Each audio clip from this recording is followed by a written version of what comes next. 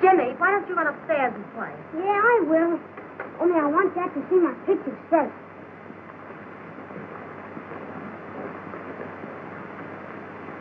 Here's the B-17. That's the B-24.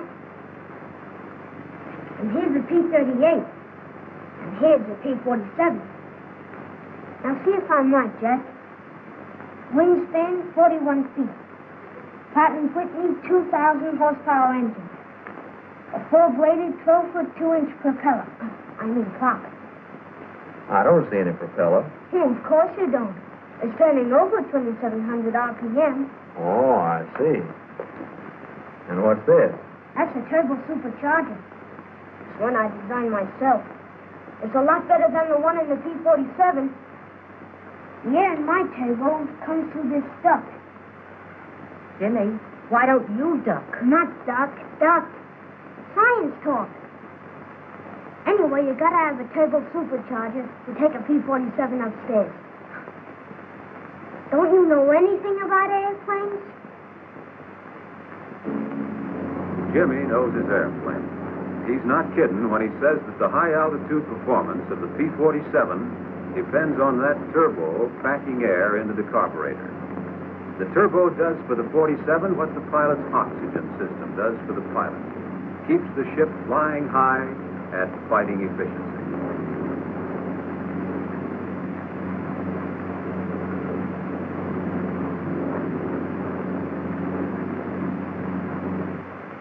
The turbo in your 47 is simple in operation, much simpler than Jimmy's.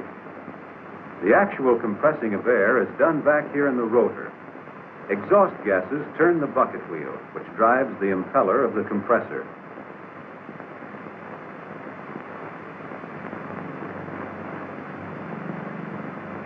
The waste gates in the exhaust system control the speed of the rotor by opening and closing, and thus directing more or less gas against the bucket wheel. The waste gates are operated by a regulator. The regulator, in turn, is controlled by the pilot when he changes the control setting on the quadrant. When you establish a control setting, the regulator will automatically operate the waste gates to maintain manifold pressure. As you increase altitude and decreased atmospheric pressure causes engine power to drop off, the waste gates gradually close. More exhaust gas is directed against the bucket wheel to make it rotate faster and compress more air. Now another indicator becomes important, the turbo overspeed warning light.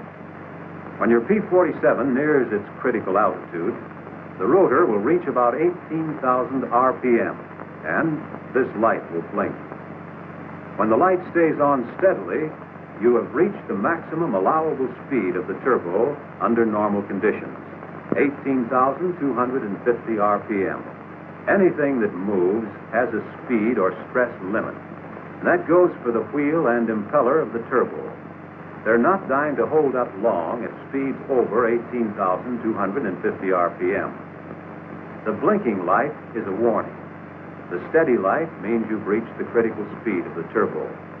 Above critical altitude, you reduce manifold pressure to keep the warning light blinking while you continue to climb. Now, let's watch the controls in relation to a climb. The turbo light begins to flicker. Turbo speed is increasing. When turbo speed reaches 18,250 RPM, the light comes on steady. The pilot reduces power to the point at which the light flickers. He keeps reducing power as may be necessary to keep the light flickering throughout his climb. That's all he has to remember. Keep that light blinking. In P-47 D5s and subsequent models, the water injection system gives war emergency power for limited periods, increasing horsepower and rate of climb beyond military power limits. With water injection, you'll build up approximately 56 inches of manifold pressure and develop 2,300 horsepower. Water injection will increase your speed about 20 miles an hour. Save water injection for emergency. Think of it just the way you do your guns.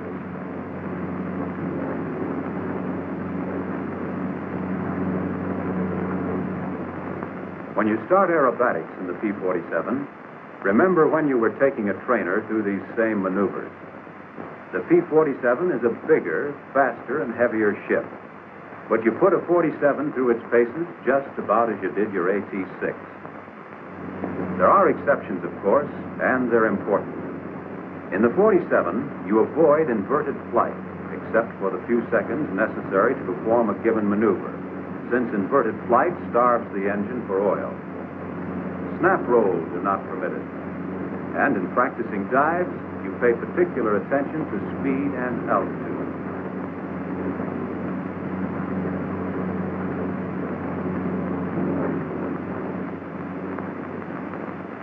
The P-47 can reach a speed of 500 miles per hour indicated from an altitude of 10,000 feet or below.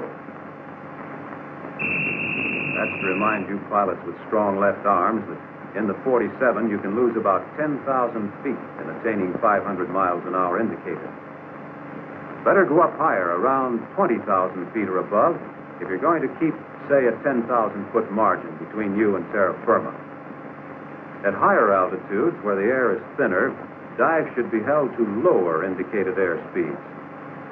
As the dive chart on your instrument panel will tell you, a safe diving speed of 30 to 35,000 feet is 250 indicated airspeed. At 25 to 30,000, it's 300 indicated. At 20 to 25,000, it's 350.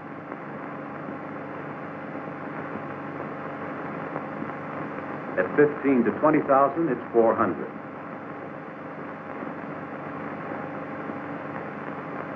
At 10 to 15,000, it's 450. And at sea level to 10,000 feet, it's 500, which you'll remember is not recommended for a steep dive in training. These are speeds at which you'll find handling characteristics of the P-47 to be normal. The P-47 can be pushed into speeds of compressibility where a breakdown of airflow occurs. And under such conditions, you may experience a temporary loss of control until you've dropped to denser air. When you dive the P-47, your cowl flaps should be closed, oil and intercooler shutters in neutral. Your plane is trimmed for level flight. When you come back on the throttle, you'll do it gradually, bringing the throttle back just enough to keep from overboosting the engine. In your first dive, take it easy. Get on to this airplane's diving characteristics.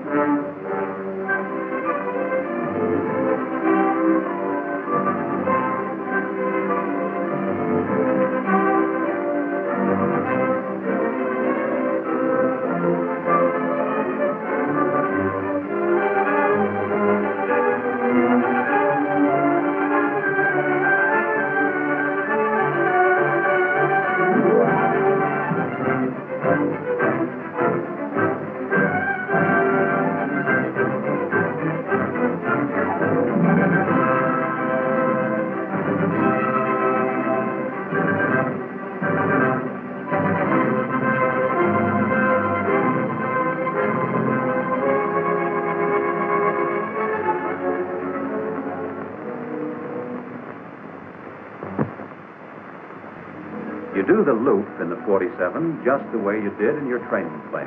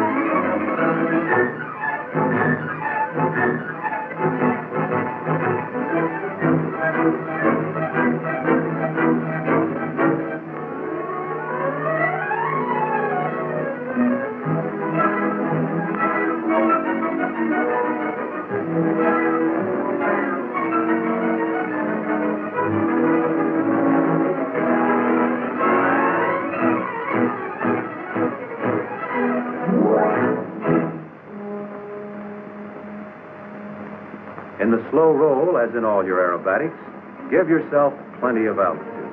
Put the nose on a point and keep her rolling.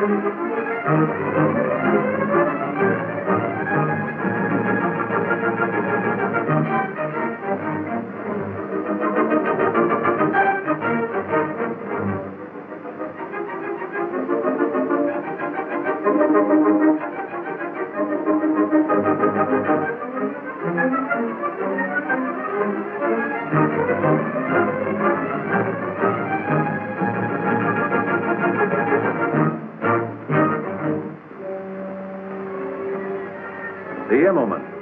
A good one takes plenty of power and speed.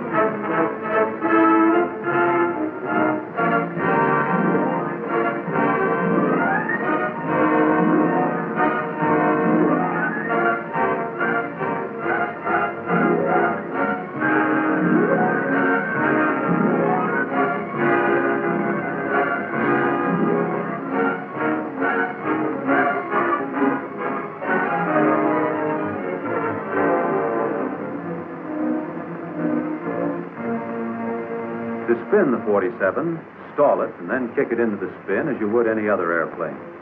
To recover, you'll apply full opposite rudder, neutralize elevators, pull ailerons against the spin, and use power to speed recovery. One turn is all that's recommended. One practice spin is all you need in your training.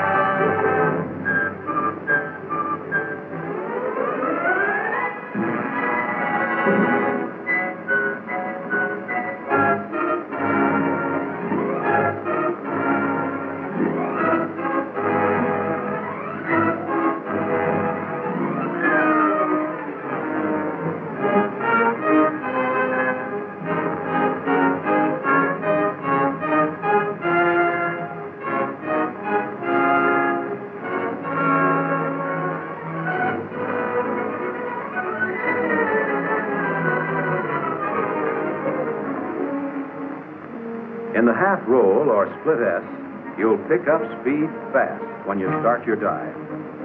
Always do this maneuver with plenty of altitude and always with power off, spelled O-double-F.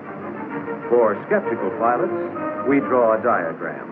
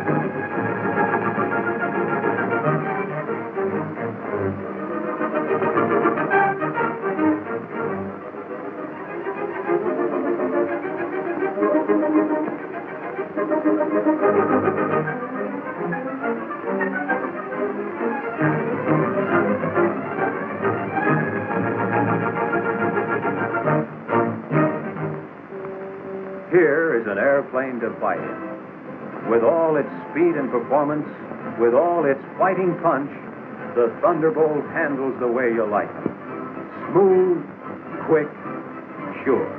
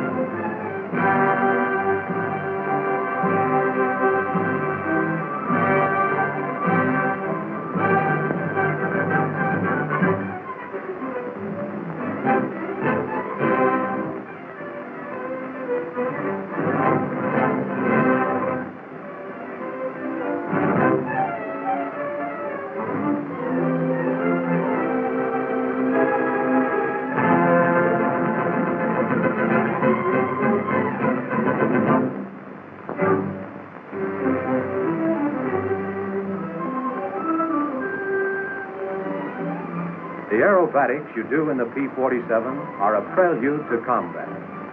When you're flying the Thunderbolt, you've got an airplane strapped to your pants that's designed to chase the enemy out of the sky. It takes two to do the job, the airplane and the pilot. To pilots of the P-47, good hunting.